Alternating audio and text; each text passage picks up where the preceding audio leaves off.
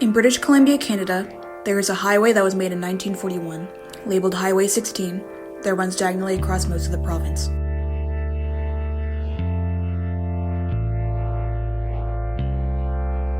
However, in one section of the highway, between the cities of Prince George and Prince Rupert, there has been over 80 disappearances and murders of women and girls spanning from 1970 to the present day. This stretch of the highway is known as the Highway of Tears. Evening of February 2nd, 2006, 14-year-old Ayla Sarek-Ager said goodbye to her mother. That goodbye would be the last. The RCMP has been actively investigating the disappearance or murder of a number of women in British Columbia. In particular, the EPANA investigators, for their success in identifying Colleen's killer. We are simply stunned, very grateful for their hard work. Wilson says she's frustrated more hasn't been done. When are we going to have answers? When is there going to be accountability? After almost 4 decades, the family of Colleen McMillan got some answers today about her murder.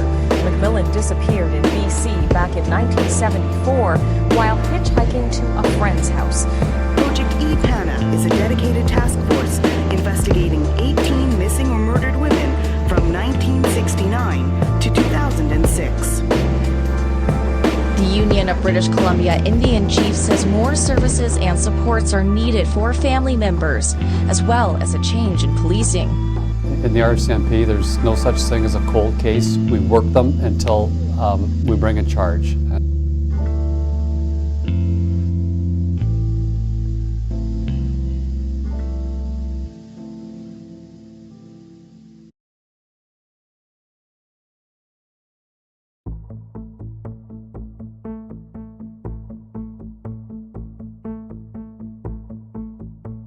Gloria Lavina Moody, often referred to as Lee, was from the Bella Coola Reserve and was a Nukhalk woman with 2 kids aged 3 and 4.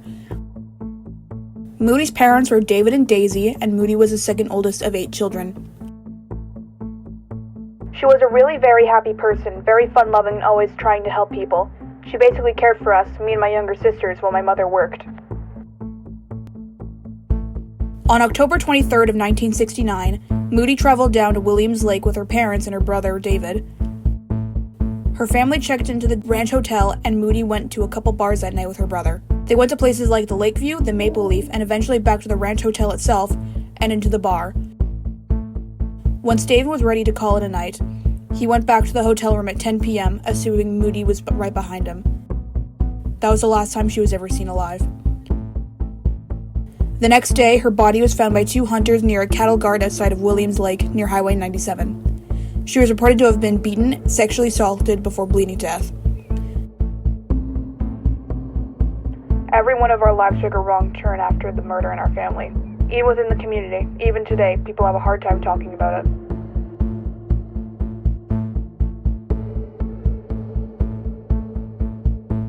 Ramona Wilson was part of the Gitxsan First Nations and lived in Smithers, BC. She was the youngest of 6 children and was described as bubbly and a jokester.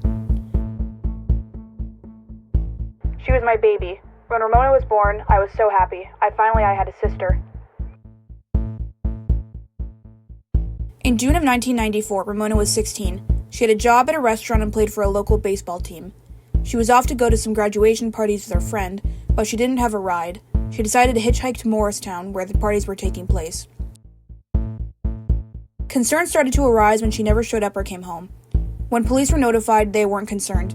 Ramona was a teenager, and oftentimes in teenager cases, they waited to see if they were just running away or had gone somewhere without notifying anyone.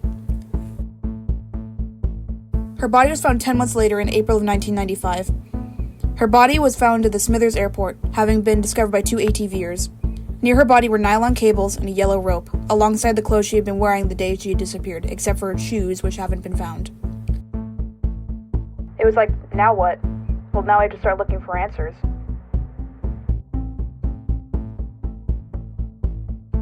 Roxanne Tiara was born in Manitoba but spent most of her childhood in Quesnel, BC with her adoptive mother Mildred Tiara. Although she was described as Caucasian, she was First Nations.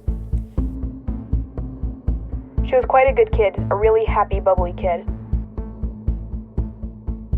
When she became a teenager, she began to hang out with a group of kids that were stated to be a bad bunch, and when she was 12, she got incarcerated for an unknown petty offense. When she was released, she struggled to go back to normal life and ended up turning to drugs and sex work. In June, Tiara told Mildred that she wanted to turn her life around and become a fashion designer, and she made a decision to begin a rehabilitation program. In July, Tiara told a friend she was going with a client to Prince George, and that was the last time she was ever seen alive. She was reported missing, but the police didn't take the case until August. Tiara's skeletal remains were found 6 days later in a bush outside of Burns Lake, found by some local residents. She was given a small funeral to remember her, but her murderer has yet to be found. When she did want to change, she wasn't given the chance. We're still having a hard time coming to terms with everything. She was a well-loved little girl. She was well-adored. Alicia Germain was part of the Prince George First Nations and was described as a tough and independent girl who loved singing and acting. However, her home life was described as tumultuous, which caused her to act out, especially after her parents separated. She ran away from home at the age of 12 and ended up on the streets, where she got into drugs and was sexually exploited. She got a little taste of freedom and she got in with the wrong crowd. I didn't know what the solution was to get her off the streets. I tried, but I didn't know how to help her.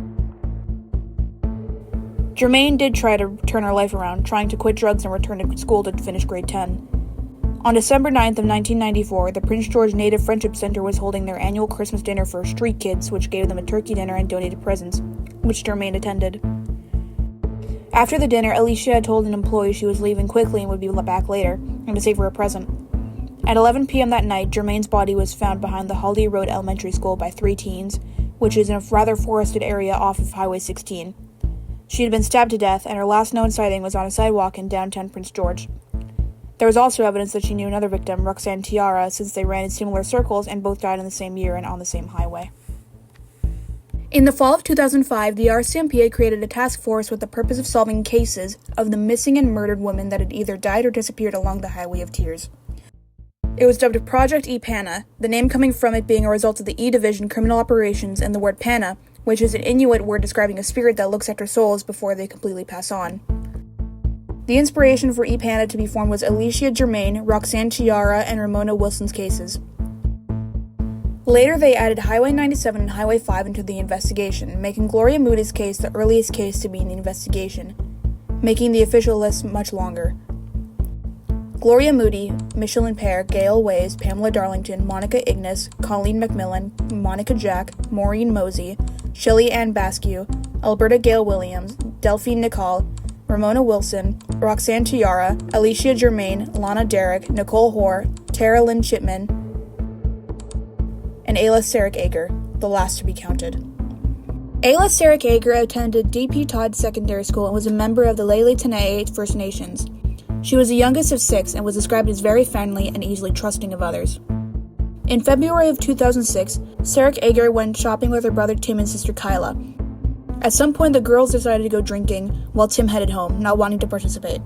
Not much is known about the events of the evening after Tim left, but at some point, the sisters were separated. Kyla made it home the next morning.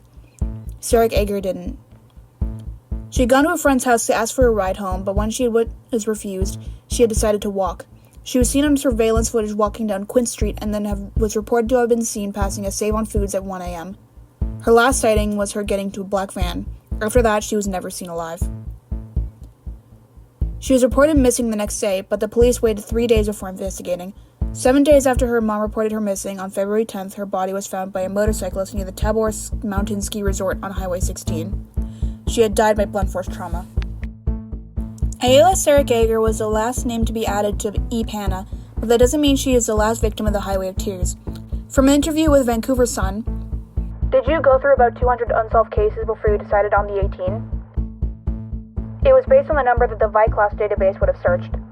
In February of 2009, the review was completed and we then moved to the investigative stage of the project.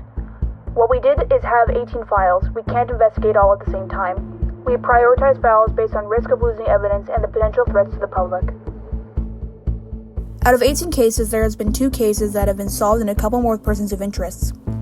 Colleen McMillan was connected by DNA evidence to Bobby Jack Fowler, a prolific serial rapist.